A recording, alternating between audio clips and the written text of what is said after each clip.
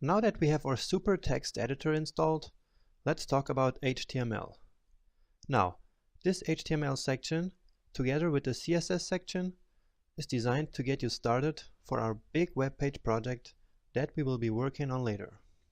Here, we will just cover some very basic things like the structure of any web page, how to use headings, paragraphs, images, and links, just to get you started.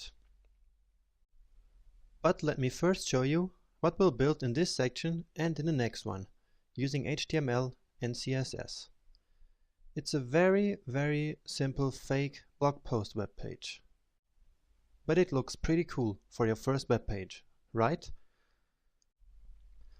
So, starting with HTML. But first of all, what is HTML? HTML stands for Hypertext Markup Language. So it's a markup language and not actually a programming language.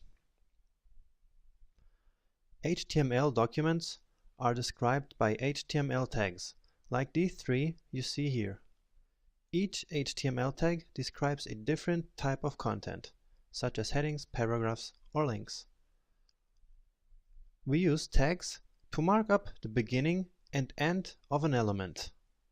Each element is written with an opening tag and a closing tag, with the content in between. So the closing tag is just the same as the opening tag, but with a slash.